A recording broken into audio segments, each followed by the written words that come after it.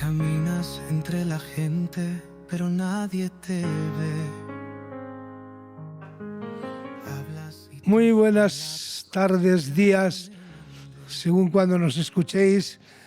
Como siempre, los jueves últimos de mes solemos hacer el espacio Estamos a Tiempo. Esta vez, por una serie de cuestiones organizativas, hicimos el del mes de septiembre en octubre, y hoy, primer jueves de octubre, de noviembre, hacemos el que correspondía a octubre, pero nos vamos a ir regularizando en este nuevo mes de noviembre. Aquí estamos a tiempo, y estamos a tiempo siempre toca cuestiones candentes, cuestiones interesantes de la vida de las personas con discapacidad, de la vida social en general.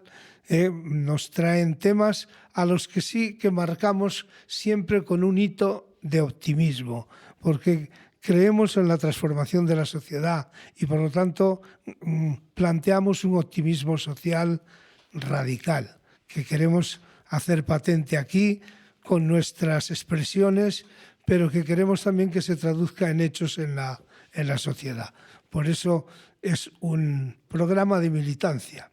Bueno, y hoy tenemos con nosotros a Pedro César Delgado González. Digo su nombre completo la única vez porque luego le llamamos César Delgado como cosa habitual y a lo mejor nos quedamos en César. Vamos reduciéndole el título.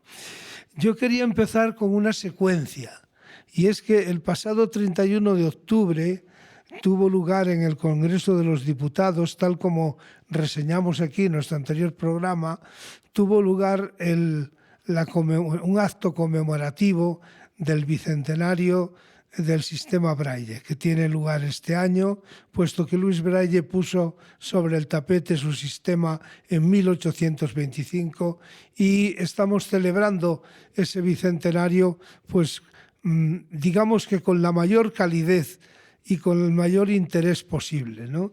Bueno, pues al comenzar ese acto del Congreso de los Diputados se presentó una secuencia muy importante para la entrevista de hoy, y es que era una escultura de Luis Braille que había elaborado César Delgado, el que hoy nos visita. Y resultó emotivo por un lado, pero también hay que reconocer que resultó atractivo, artísticamente atractivo. Y como se conjugaban la memoria histórica de lo que podría ser la atracción artística, pues quiero que César nos haga una pequeña referencia de lo que fue ese momento en el Congreso de los Diputados el viernes día 31. Adelante. Hola, buenas tardes. Quería hacer una pequeña salvedad sobre la obra, la escultura, homenaje a Luis Braille. Y es que en el monumento que se esculpió en su día, el año 2000, está representado un hipotético libro en forma de alas de mariposa que tiene inscrito en la cara izquierda, con respecto al espectador, el título del libro que publicó Luis Braille, y ahí, claro, digamos que no rectificando, sino complementando un poco la noticia o la información que hace el amigo Ricardo Gayol, es que en esa página está el título de ese libro que publicó Luis Braille en 1829, no en 1825, ¿no? Entonces, bueno, es solamente eso. El monumento consiste en un sistema planetario donde está representado el Sol, está representada la Tierra. Digo un sistema planetario porque el sistema Braille es universal, es decir, ha servido para el desarrollo, la cultura de todo el acceso a la cultura, me refiero de todos los ciegos del mundo. Y ahí está inscrito el alfabeto que inventó Luis Braille en la página de la derecha. donde están también incrustadas unas hipotéticas manos del autor leyendo su propio alfabeto, ¿no? Luego, esto está sobre el polo norte de lo que representa la Tierra, con todas sus zonas, y también tiene, como es un sistema planetario, un arco que abarca todo el monumento, donde está también representado la Luna como satélite de la Tierra, ¿no? Y bueno, en conjunto, este es el conglomerado de la obra. Tiene aproximadamente 408 piezas y está en materiales de bronce, acero cortén, acero inoxidable y aluminio. Bueno, y decir que está en el Museo Tiflológico de la ONCE de forma permanente. Por lo tanto, quien visite ese museo puede conocer perfectamente esta obra. Pero ha tenido esta presencia simbólica en el Bicentenario del Braille y creo que era bueno destacarlo. Bueno, vamos a meternos en el personaje de hoy, que no es Luis Braille, sino César Delgado. Y bueno, para hacer una somera descripción del personaje, bueno, hay que decir que en este momento es ciego total, tuvo ceguera parcial hasta los 13 años, creo recordar, o similar. No, entre los 13 y los 17. Bueno, pues, y entonces él, por un lado, haremos referencia a su experiencia educativa, pero antes diríamos que ha sido profesionalmente fisioterapeuta, ha trabajado en la sanidad pública también y, bueno, está obviamente jubilado. Y después, por otro lado, pues ha practicado el judo, ha practicado el judo con gran nivel, que luego ya nos contará. Por otro lado, pues en un momento dado le entra la fiebre artística, la vocación artística, y la ha desarrollado a través de la pintura, a través de la escultura. Ya nos explicará ahora también cómo tiene montada su entorno artístico. Y también, por otro lado, ha tenido su incursión literaria. Y esa incursión literaria tiene varias cosas que él también nos describirá, pero decir que ha recibido el premio Tiflos de novela en lo que es la sección especial para escritores ciegos.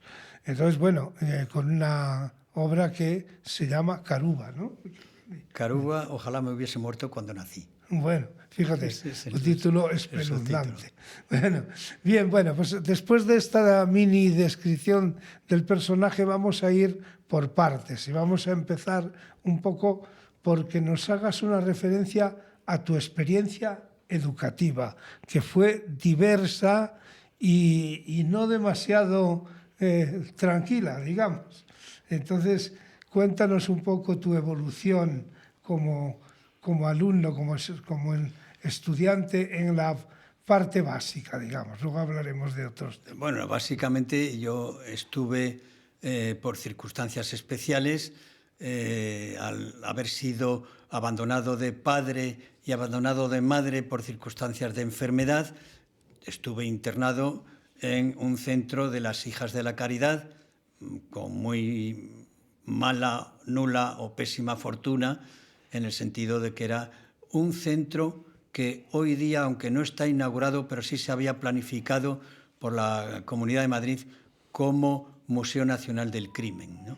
Eso era lo más parecido a lo que en sus orígenes sufríamos los alumnos de aquel centro, que tengo que decirlo ahora, éramos tremendamente maltratados por aquellas mujeres que se hacían llamar Hijas de la Caridad.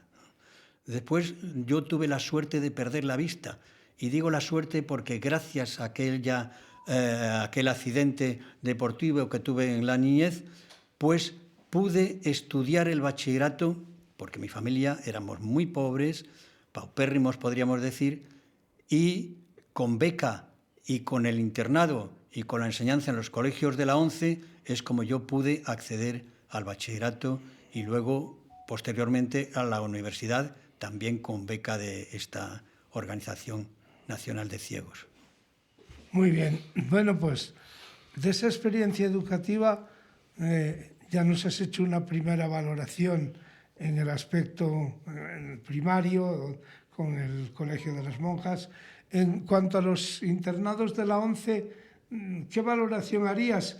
Sin tratar aquí tampoco de ser exhaustivos, pero sí un balance, un mini balance. Mira, cuando yo perdí la vista, inmediatamente mi familia, la familia que tenía entonces, consiguió, más que nada fue desde el propio hospital donde yo estaba operado de desprendimiento de retina, ya me facilitaron los documentos precisos para ser afiliado a la Organización Nacional de Ciegos. Y el primer colegio que conocí fue el que estaba en la provincia de Pontevedra, en la propia capital de Pontevedra, y cuando yo observé aquel centro, me pareció, sinceramente, que entraba en el reino de los cielos. O sea, era tan extraordinario. Yo, claro, conocía el centro de las monjas donde había sido torturado. Aquel centro de la Organización Nacional de Ciegos también había empleadas monjas hijas de la caridad, pero eran todo lo contrario. Eran las llamadas francesas, porque con las que yo había estado eran las españolas, que tenían muy mal prestigio. Y allí aprendí, en el colegio de la Organización Nacional de Ciegos, aprendí a tocar la bandurria, a tocar el laúd, a tocar la armónica, a jugar al ajedrez, a jugar al dominó, a redactar. Aquello era tan precioso, teníamos un director tan abierto, tal es así que había un consejo de alumnos absolutamente democrático en el que las decisiones importantes sobre excursiones, etcétera, a mí me eligieron para representar en las bodas de plata de la organización, representar a aquel colegio en Madrid. Y me eligió el consejo de alumnos, que desde los 6 años en cada clase había un miembro representativo y su voto valía tanto como el voto del director.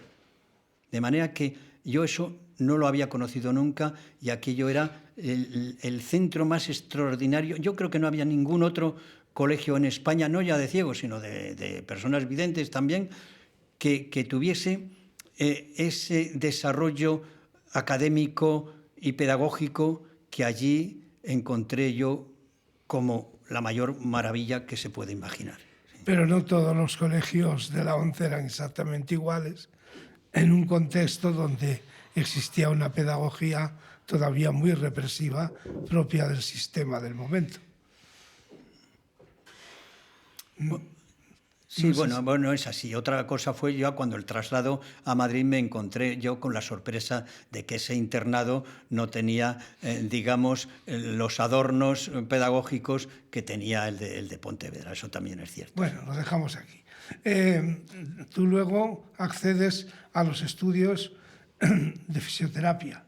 La fisioterapia, hay que decirlo con claridad, es de las profesiones, o quizá por decirlo claramente, la profesión con más éxito respecto a las personas ciegas. También ha habido una profusión de telefonistas, también muy importante, pero la fisioterapia, por su nivel, por la calidad del servicio que presta, es una profesión, diríamos, idílica en términos de lo que son salidas para las personas ciegas. Bueno, ¿cómo fue tu experiencia en la escuela y luego como profesional? A ver, es así. Es más, yo creo que la escuela de la Organización Nacional de Ciegos de Fisioterapia, que pertenece y está supeditada a la Universidad Autónoma de Madrid, tengo la impresión de que es la mejor, no solo la mejor, sino la única escuela pura de fisioterapia, porque el resto de las escuelas están integradas en los hospitales universitarios, ¿no? Y esta, a la que me refiero, en la que yo me eduqué, pues era precisamente estricta y exclusivamente de fisioterapia, ¿no? Y bueno, yo soy un fisioterapeuta común, medio, ¿no? Pero era tan exquisita la enseñanza de este centro que cuando yo obtuve la plaza por concurso-oposición en el Hospital Universitario 12 de octubre, me encontré que los compañeros se ponían alrededor de mi camilla de tratamiento y me llamaban profesor. Digo, yo no soy profesor, yo soy un compañero más, ¿no? Pero tuve luego la fortuna de que me eligieran para ser miembro de la Junta Facultativa del Hospital 12 de Octubre. Y eso pues era un honor muy grande para un fisioterapeuta, claro. ¿Y qué valoración harías tú de la presencia de los fisioterapeutas en su conjunto, ya no solo tu experiencia personal, en el ámbito profesional, laboral, y qué problemática podían tener para ejercer su actividad? Bueno, yo tengo algunas anécdotas. Por ejemplo, a mí, algún compañero en otros hospitales, cuando el fisioterapeuta jefe presentaba la ficha para tratar a algún enfermo, había enfermas, recuerdo un caso en el que dijo, ¿usted, siendo ciego, me va a tratar a mí? Es decir, ¿usted no ve y me va a tratar? Después esa persona no quería que le tratase nadie más que ese fisioterapeuta ciego, ¿no? Es decir, los ciegos tenemos una ventaja, y es que estamos desde siempre, desde que hemos carecido de la facultad de ver, estamos tocando y educando el tacto, ¿no? Es decir, tenemos una cosa muy importante, y es un dominio muy grande de todo el movimiento de nuestras circulaciones en el espacio. Por eso yo ahora dirijo un centro que se llama Centro de Investigación Propioceptiva. La sensibilidad propioceptiva es aquella que informa al cerebro de cómo está situado todo nuestro organismo en el espacio. Y nosotros sabemos localizar muy bien, a través del tacto y de la localización de la anatomía del paciente, dónde está su mal y cómo tenemos que actuar al respecto, ¿no? Es una profesión muy digna y muy apta para personas ciegas.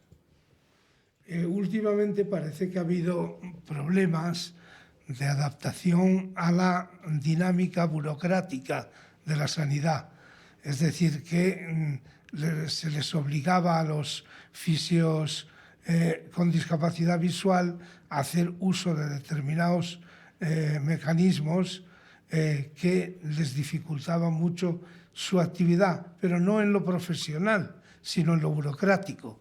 Y entonces he conocido algunos casos incluso de jubilaciones anticipadas o de incapacidades por el hecho de no tener ese soporte burocrático bien resuelto. Bien, sí, hubo un tiempo ya hace años en que al extender el título, o vamos, el diploma de fisioterapeuta, hubo una intervención del Colegio de Atedes, porque antiguamente para hacer fisioterapia había que hacer primero o bien medicina o bien ayudante técnico sanitario, y luego la fisioterapia era una especialidad, ¿no? Y extendían eso fue una acción, una mala acción del Colegio de ATS, de enfermeros, que se extendía el título donde ponía un párrafo que decía: esta persona está autorizada para la modalidad terapéutica de los masajes. Claro, aquello luego tuvo problemas a la hora de presentar la titulación en los diversos hospitales, pero afortunadamente la Organización Nacional de Ciegos tomó cartas en el asunto, se presentó ante el Ministerio, y ya hoy día la Escuela de Fisioterapia de la ONCE es Escuela Universitaria de Fisioterapia y depende de la Universidad Autónoma de Madrid, y los títulos, es más, tiene tal prestigio la Escuela de Fisioterapia de la ONCE que en los máster que organiza y especializaciones en cualquier rama de la fisioterapia, o bien fisioterapia respiratoria, muy distintas ramas que hay, se llena la escuela de personas videntes porque la consideran como la mejor escuela del país en su género. Muy bien, pues vamos a cambiar de ritmo porque el tiempo se nos va poco a poco, y entonces llega el momento de hablar del judo. El judo, ¿por qué te atrae el judo como deporte y cómo fue tu aproximación?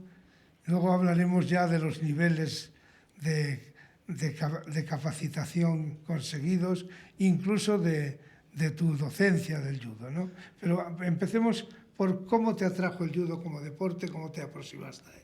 Bien, yo el judo no lo conocía nada más que de haberlo observado cuando era vidente en un gimnasio que había cerca de mi domicilio y me llamaba mucho la atención, me gustaba lo que veía yo en los deportistas, cómo proyectaban y lo que hacían en la lucha cuerpo a cuerpo, y era muy atractivo porque, claro, el judo, aparte de ser una lucha cuerpo a cuerpo, es que es muy espectacular en su desarrollo, ¿no? Y en el colegio de la ONCE yo hacía gimnasia deportiva, entonces no había judo allí. Y cuando salí del colegio yo me presenté cómo voy a hacer ahora ejercicio, cómo voy a hacer un deporte, y se me ocurrió probar con el judo y fui visitando los principales clubs que había. Yo creo que visité aproximadamente unos 20 clubs en Madrid, y en todos me dijeron que no podía ser, que un ciego no podía practicar el judo. Hasta que encontré uno, precisamente este que estaba cerca de mi domicilio, donde el director llamó al profesor que estaba dando clase en ese momento, Juan Grajera Parra, que era un gran judoka, había sido campeón de España, y él se quedó así observando y pensando y dijo: sí, yo me comprometo a dar clase. ¿Y cuál fue la sorpresa para él y sobre todo para mí? Que podía desarrollar la técnica del judo al mismo nivel que las personas videntes. Y ahí fue cuando fui progresando hasta que me decidí a presentarme en los exámenes de la Federación Española de Judo, los exámenes oficiales, para optar, porque yo fui progresivamente colgar. Bueno, no. Perdón, tenía una llamada, fui progresivamente obteniendo los distintos colores de los cinturones: amarillo, naranja, verde, azul, marrón, negro. Y cuando me fui a presentar a los exámenes de negro, me encontré que había dos tremendos profesores muy huesos, muy rígidos, muy exigentes, que era un japonés llamado Ozawa, era muy famoso entonces, y el otro eran los dos grandes representantes en España del judo internacional, y era Lee, un coreano, y los dos se quedaron muy sorprendidos de cómo saqué la mejor nota de mi promoción, y eso fue una gran alegría, y entendí entonces que el judo efectivamente era el mejor deporte que podía desarrollar una persona ciega al mismo nivel que las personas videntes. Y fue cuando introduje ese deporte en España para otros compañeros ciegos, y luego ya pues se fue desarrollando. Sucesivamente me fui presentando a los danes, porque claro, el cinturón negro es el primer dan, luego ya hay otros desarrollos muy superiores, que es segundo dan, tercer dan, etcétera, ¿no? Yo he llegado al séptimo dan y es donde estoy ahora actualmente, ¿no? Que ya es cambio también de color, porque a partir de sexto dan es no cinturón negro, sino cinturón blanco-rojo, que será rojo después. No he llegado yo a alcanzar esa categoría, pero a partir de noveno dan es cinturón rojo. Y que dentro del nivel de los ciegos, diríamos, ¿cuál es tu posición en cuanto al máximo nivel a que has llegado? Bueno, yo habitualmente siempre estaba acostumbrado a competir con personas videntes, y de hecho tengo trofeos. Tengo el trofeo de Madrid, el trofeo Dojo, y otros trofeos como competidor de judo. Pero cuando yo me integré en el grupo, que luego ya se desarrolló en ciegos de toda España, pues también estuve un tiempo colaborando con el equipo de ciegos seleccionado de España. Intervine en el Campeonato de Europa, donde, a pesar de tener una costilla rota, pues obtuve el plata en el Campeonato de Europa y después bronce en el Campeonato del Mundo después. Y también obtuve la medalla de oro en el Campeonato de España, claro. Y esos son las pocas actividades que yo he tenido, pero muy satisfactorias con el equipo de ciegos de España, que ya tiene un nivel muy, muy alto y muy exigente, desde luego. Muy bien. Y esa faceta de enseñar judo que vas desarrollando y que todavía haces, yo creo.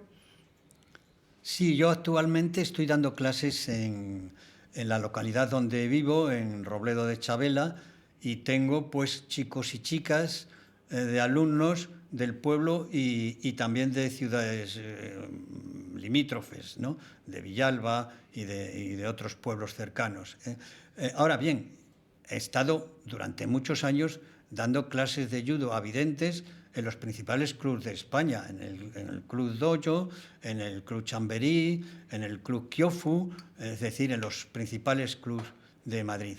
Y he dado defensa personal y judo, incluso he tenido el grupo más numeroso de España de defensa personal femenina, he tenido 200 chicas en clase, ¿no? Ahora bien, me pasaba la clase mandando silencio porque era una verdadera locura. Sin embargo, cuando venían los chicos, pues era todo silencio, solo se oía el arrastrar de los pies por el tatami y era una cosa muy traumática, por decirlo así, entre comillas, el dar clase a las chicas, porque era muy, muy estresante estar chillando silencio constantemente, porque eran muy revoltosas las chicas, muy revoltosas. Bueno, no te vamos a acusar de antifeminista, pero... De ninguna manera, ¿no? La anécdota es un poquito curiosa.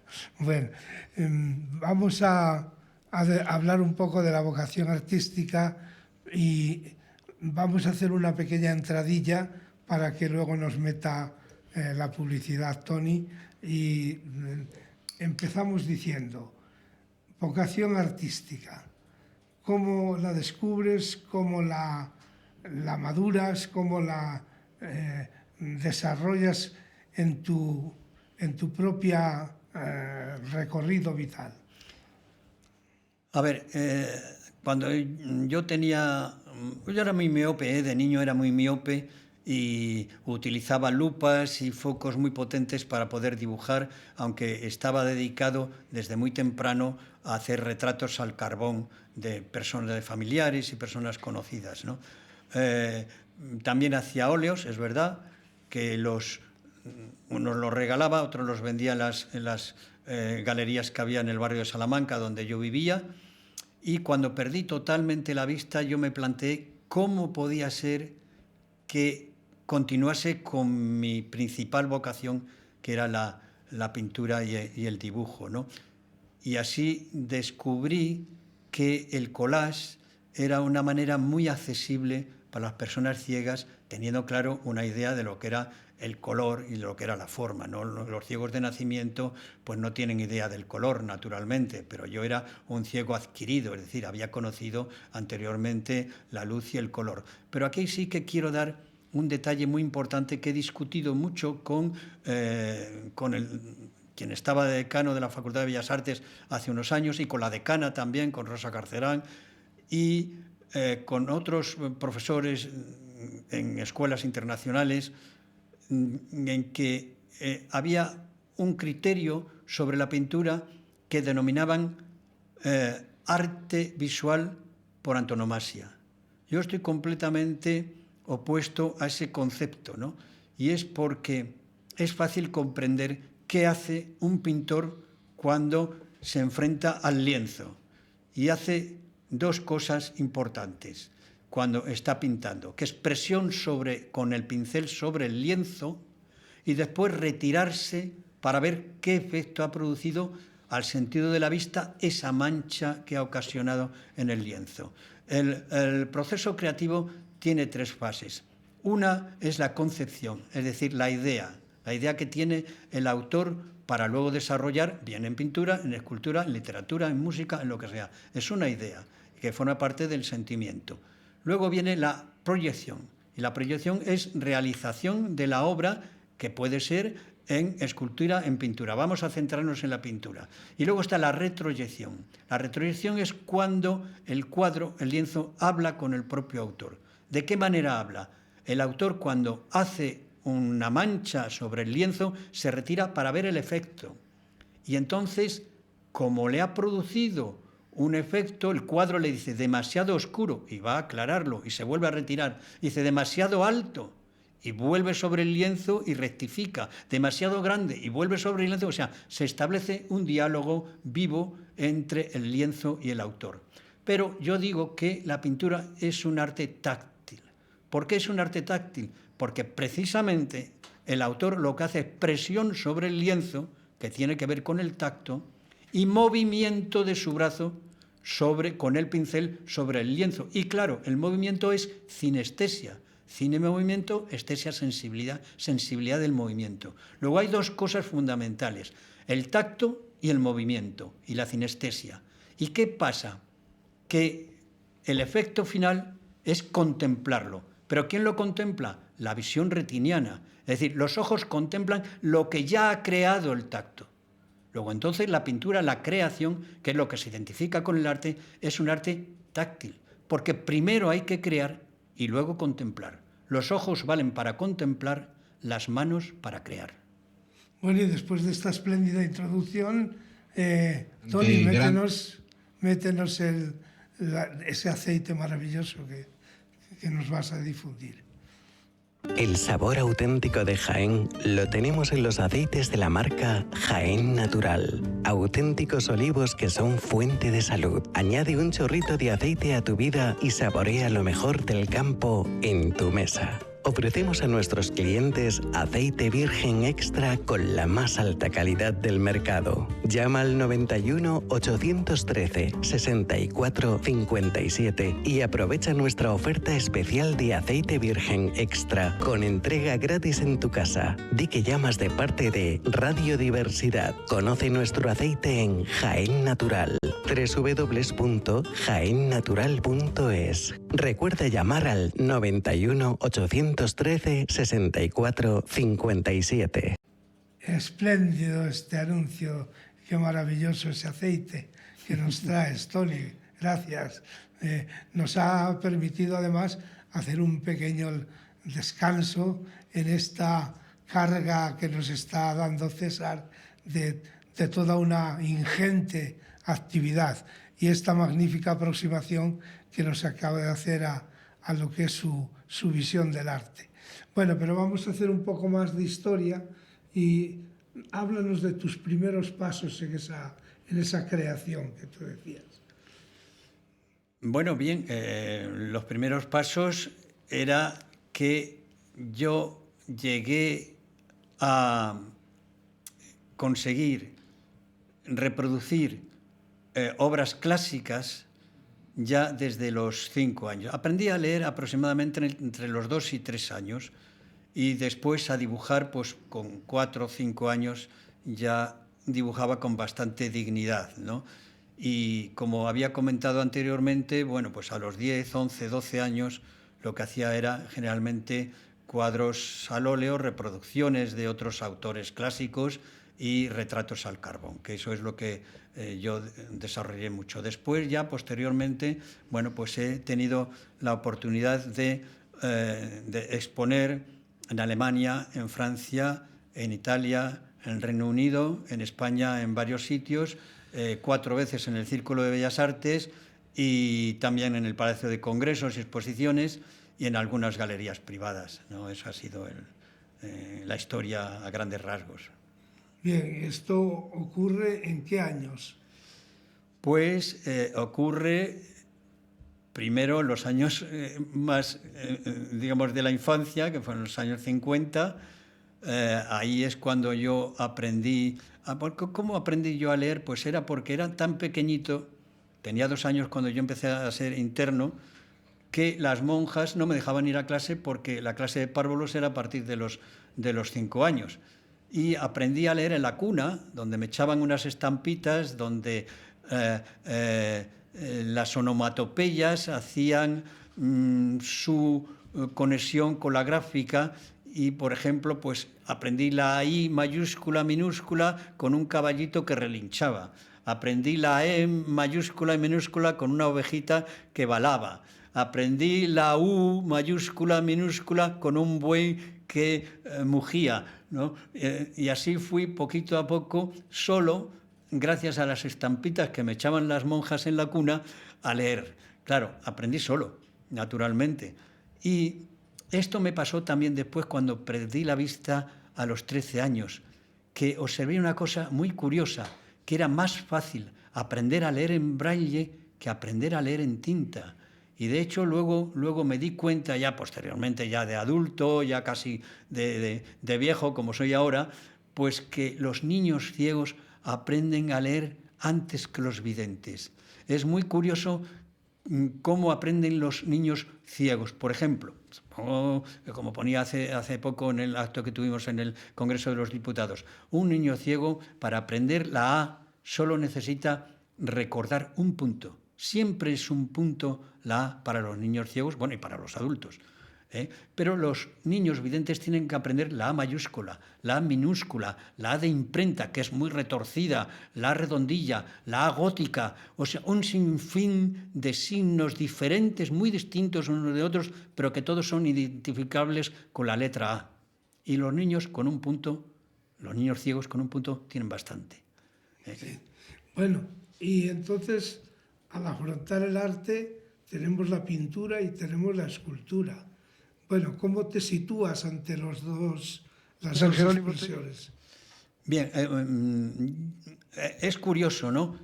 Cuando la gente, los videntes generalmente dicen, bueno, yo comprendo que tú esculpas, porque eso se puede tocar, pero es que pintar es muy complicado para ti. No, bueno, yo utilizo técnicas y utilizo trucos para poder hacerme. Yo tengo todos los tarros de colores, naturalmente, etiquetados en braille, como es lógico, ¿no? Y luego utilizo ceras de menos de incubación, de un año de incubación de panal, que pueden ser al baño María manejables con los dedos.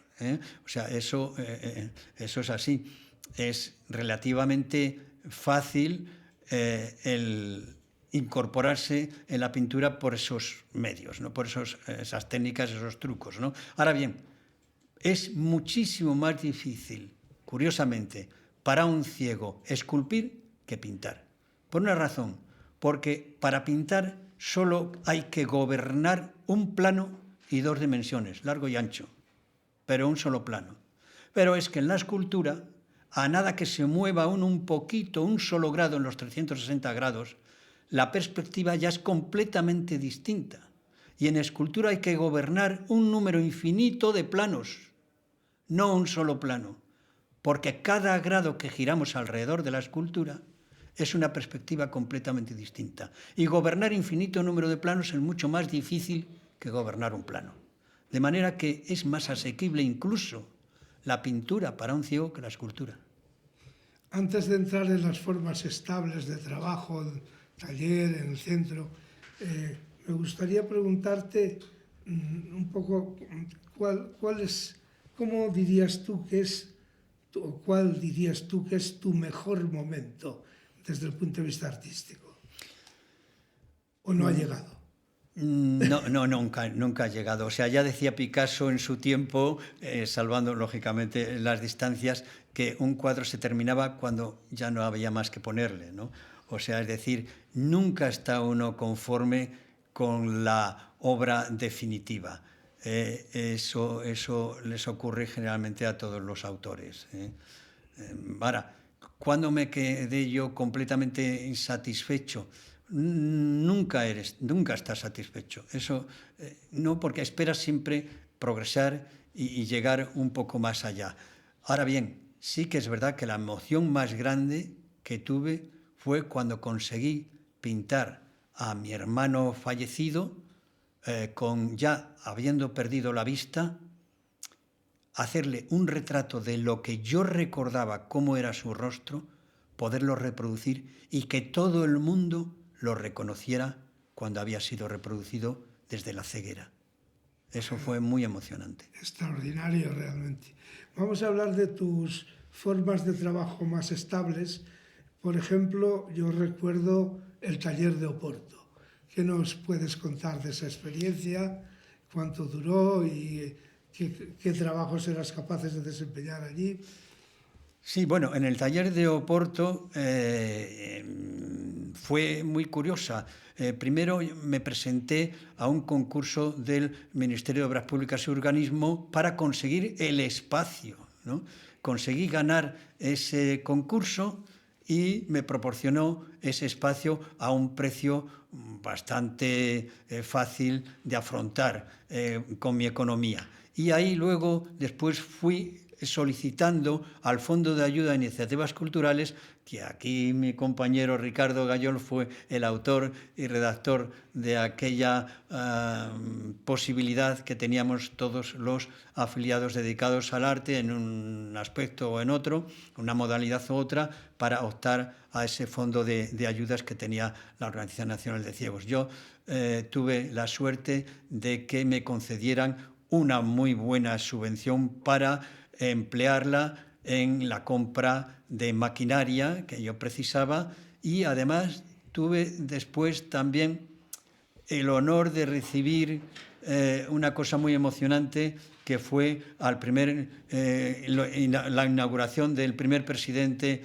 democrático que tuvo la ONCE, que fue Antonio Vicente Mosquete, y también estaba Ricardo Gayol como miembro responsable del servicio para afiliados, también Fernando Soria como miembro responsable del servicio de educación, cultura, y bueno, otros también, el responsable de la imprenta, que entonces era una persona que me apoyó mucho, sobre todo también me apoyó enormemente para yo afrontar esa nueva circunstancia de querer ser pintor y escultor, el mostrar unas primeras fotografías de las primeras obras que yo había hecho en mi domicilio a Enrique Pajón Mecloy, que, asesorado por el equipo que tenía entonces, me animó extraordinariamente a que me lanzara a esa aventura, ¿no? Y yo le estoy profundamente agradecido al que fue entonces director de Cultura durante 25 años, Enrique Pajón Mecloy, que fue quien más me animó y quien más confianza me dio para poder continuar y progresar en mi emocionante vocación. Sí, recuerdo también que en la etapa en que Manolo Cejudo estuvo en Relaciones Públicas, contribuyó mucho a que tu obra fuera reconocida, ¿no? Y aportando incluso informes externos de expertos que sí, reconocieron tu... A ver, yo recuerdo muy bien, bueno, primero que don Manuel Cejudo fue profesor mío de música, y yo le estoy verdaderamente agradecido a su enseñanza y a su sensibilidad, porque cuando yo perdí la vista totalmente, yo era ya ciego, absolutamente irrecuperable, ciego total, fue el profesor que fue a verme recién operado en el Hospital Clínico. Aquello me emocionó mucho, cómo tener aquel profesor tan admirable a los pies de mi lecho, consolándome y diciéndome que, habiendo ya pasado en el curso las 3/4 partes del curso, estaba aprobado. Estaba aprobado en solfeo, que era de lo que me daba clase él, ¿no? Y después fue uno de los precursores y responsables de que se hiciese un museo de obras hechas por personas afiliadas, personas ciegas, y ahí, bueno, pues también estuve yo colaborando e integrándome en aquel fenómeno que tuvo lugar por primera vez en la historia de la ONCE, el hacer un museo de obras realizadas por personas afiliadas, personas ciegas. Sí. Bien, después pasan los años y llegas a la puesta en marcha del Centro Artístico Cultural que actualmente posees en Robledo de Chavela. Bueno, esa es ya otra dimensión, y por eso quiero que lo recrees brevemente. Bien, como decía antes, el primer taller lo tuve en Madrid, inaugurado por las personas directivos de la ONCE. Y después, posteriormente, pues monté un taller de investigación, además de sensibilidad propioceptiva, es decir, de todas aquellas actividades que pueden desarrollarse con el tacto y con el movimiento, ¿no? Y ahí estoy actualmente. Es un centro multidisciplinar, y ahí doy talleres de cerámica de vez en cuando, doy talleres de defensa personal femenina para gentes y mujeres del pueblo, doy clases de judo mixto, es decir, alumnos masculinos y femeninos, y se hace toda clase de actividades que tengan que ver también con el arte, como es la pintura, la escultura y el modelado. ¿Y cómo se puede visitar tu centro? Danos alguna clave. Bueno, mi sin, centro sin está... agotar tus posibilidades físicas. A ver, bueno, el centro está abierto para toda persona que desee visitarlo y está en Robledo de Chavela, en el barrio de la Estación, que se llama, y en la fachada principal hay un letrero que dice Áptica, Centro de Investigación Propioceptiva. ¿Qué significa áptica? Significa percepción táctil. Es más amplio que lo de percepción táctil. Significa recepción, captación, percepción, porque claro, es un término que en inglés se utiliza mucho, pero que deriva del griego ápticos y que viene a significar eso, captación, percepción, recepción. Nos queda un elemento que es diferencial y es tu incursión literaria, que quizá no ha tenido tanto desarrollo como la otra parte artística, también es arte, y entonces, pero ese premio Tiflos de novela, pues de alguna manera te ha consagrado, aunque obviamente tu labor literaria es mayor. Pero cuéntanos un poco cómo entras en la escritura, qué supuso para ti ese premio y cómo está ahora tu posición creativa en cuanto a lo literario. Bueno, yo estaba en cierto modo acostumbrado a presentar ensayos siempre dentro de mi profesión, o sea, que eran, digamos, trabajos técnicos, ¿no? Y lo presenté varias veces en algunas convocatorias de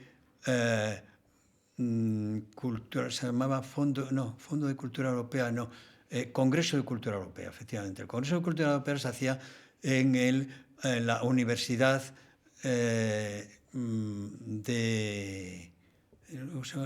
Universidad Internacional de Cataluña.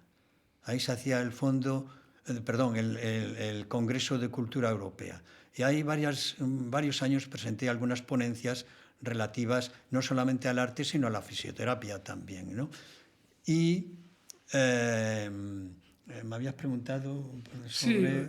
un poco cómo entras en la escritura literaria. Bueno, pues mi actividad literaria se centraba fundamentalmente en estos trabajos técnicos, pero luego quise probar efectivamente con la novela y con el cuento, y desarrollé una colección de cuentos que curiosamente iban al revés de los clásicos. De los clásicos eran colorín colorado, este cuento se ha acabado y hemos sido felices y comemos perdices, etcétera, etcétera. Es decir, todos los cuentos generalmente solían empezar mal y concluir bien.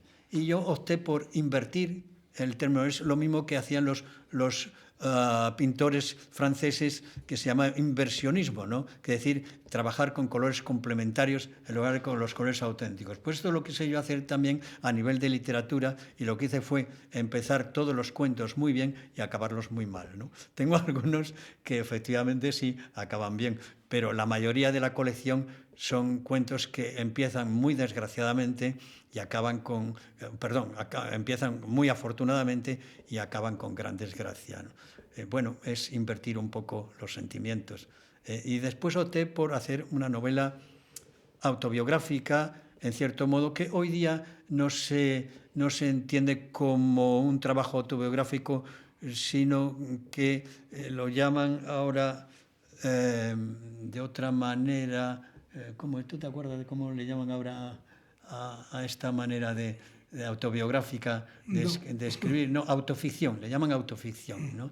Es la manera que hacen los críticos ahora para tratar de explicar cuando hay un trabajo autobiográfico. Porque claro, es cierto que cuando un autor trata de reproducir su propia vida, son momentos diferentes de cuando le han sucedido las cosas y las anécdotas en un tiempo, y cuando lo escribe es otro tiempo diferente. Somos constantemente cambiantes y constantemente diferentes. Por eso el criterio propio que tiene uno de su propia vida, a lo mejor no es el verdadero, no es el absolutamente auténtico, y por eso le llaman autoficción hoy día a la autobiografía, ¿no? Hice un trabajo sobre mi vida infantil y juvenil y afortunadamente fue premiado con el premio Tiflos de literatura, y actualmente, bueno, también había hecho un trabajo, un libro sobre arte que se llama Áptica, un ensayo de creaciones plásticas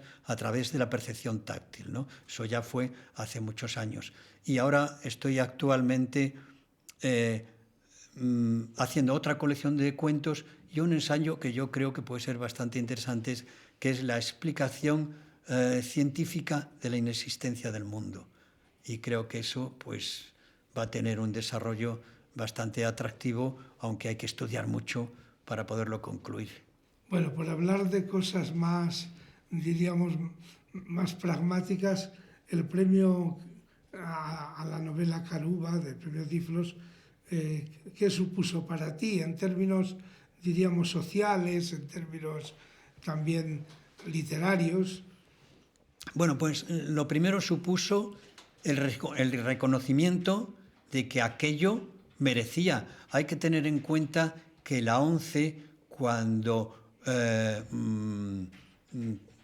extiende o se entrega estos premios, está amparada por un jurado muy exigente.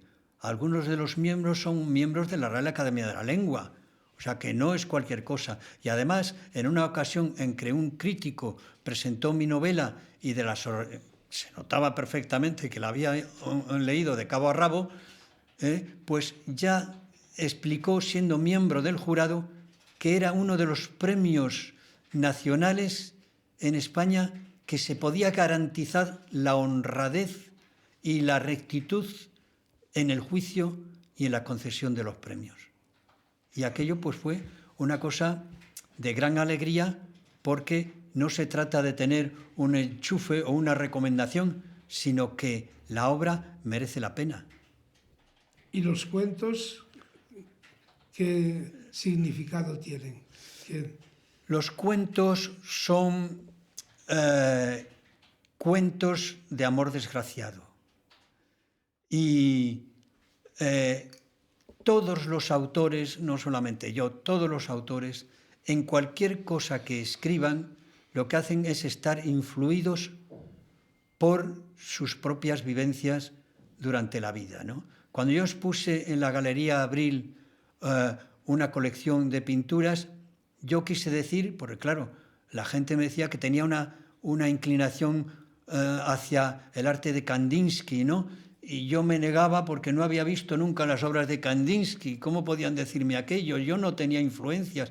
Y claro, la directora de la galería se adelantó hacia los periodistas que estaban entrevistándome y dijo: chuch, alto, soldado, no es así. Este hombre tiene todas las influencias, porque si no fuese así sería un monstruo. De manera que sí, es cierto que uno tiene influencias no solamente en la literatura, sino en la pintura, y en cualquier actividad que haga uno en la vida está influido por todo su quehacer antecesor a la obra. ¿Y en qué estado está la obra que nos hablabas, de la inexistencia del mundo? Casi concluida, no voy a decir concluida. Algo casi inverosímil. Estamos ahora mismo en las conclusiones, de manera que ya creo que en este año próximo yo creo que podrá ser publicada así. Bien, vamos a entrar en la recta final. Vete preparándote, Toni, pero vamos a entrar en la recta final. Y claro, a una persona tan polifacética, como diría Antonio Vicente Mosquete, a una persona tan polifacética que nos ha hablado no solo ya de su experiencia educativa, de la fisioterapia, del deporte, del arte, pintura, escultura, literatura. Bueno, naturalmente tiene que tener un modo de pensamiento, un criterio de mirada a la existencia, pues bastante curioso, ¿no? Porque son muchas las facetas en que va expresando, en que va soltando su lastre creativo, ¿no? Dicho lo de lastre con la mayor valoración positiva. Entonces, bueno, pues desde esa perspectiva yo te pregunto algo muy difícil, pero simplemente para que te aproximes en un bosquejo, que ¿cómo ves el futuro? Y cuando digo el futuro, digo desde lo individual a lo social, a lo colectivo y a lo mundial. Mira, yo tuve la ocasión de especializarme en fisioterapia en la parálisis cerebral y después, posteriormente, en acupuntura, ¿no? La acupuntura, bueno, eso es un término que no es el que los chinos reconocen, porque acupuntura lo trajeron los jesuitas a España, bueno, a Europa, mejor dicho, después de visitar y de tratar de evangelizar Oriente. Y la acupuntura, ese nombre lo dieron los jesuitas, que acu significa aguja, punción, es decir, punción con la aguja, acupuntura, y sin embargo los chinos le llaman Sanfu Chin Lo, que es una terminología mucho más aceptable, porque además se refiere no solamente a utilizar las agujas, sino también la musibustión, que es quemando los puntos de los meridianos, y también ellos hacen una más general terapéutica que la que se hace solamente con la acupuntura, ¿no? Se llama medicina tradicional china. Pero tanto el impulso interior que me llevó a especializarme en la parálisis cerebral, en la acupuntura, porque lo primero que hace la acupuntura es evitar el dolor, o sea, quitar el dolor, eliminar el dolor, ¿no? Y entonces hacer eso y dedicarse a la parálisis cerebral y dedicarse a la novela, todo el impulso interior es el amor. Y yo estoy completamente seguro que cuando el individuo aprende a asumir el amor como un elemento activo que puede modificar la sustancia que existe, puede modificar la materia incluso. Había antiguamente los grandes místicos, no solamente Jesucristo, sino Mahoma, sino Lao Tse, y todos los grandes filósofos utilizaban lo que se llamaban para curar las palabras de poder. Yo creo que la palabra, si va acompañada por el sentimiento de amor al prójimo y al semejante, puede transformar completamente el mundo y la naturaleza. Bueno, pues estamos a tiempo, caramba, con esta experiencia vital, profesional, artística, deportiva. ¿Quién podría decir que no estamos a tiempo de hacer cosas en la vida verdaderamente realizantes? Bueno, César Delgado nos ha dado un ejemplo aquí hoy.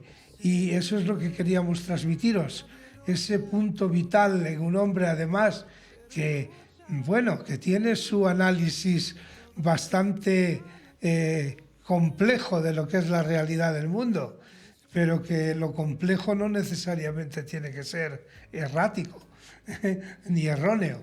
Entonces, bueno, aquí queda su testimonio y, desde luego, nos ha hecho una apuesta muy potente para seguir diciendo estamos a tiempo. Y ahora, pues con Toni Mimbrero, ahí nos despedimos con un consejo útil. Hasta la próxima ocasión, que será el último jueves de noviembre. Es que nadie me va a entender. Mírame, tócame. Yo tan solo quiero ser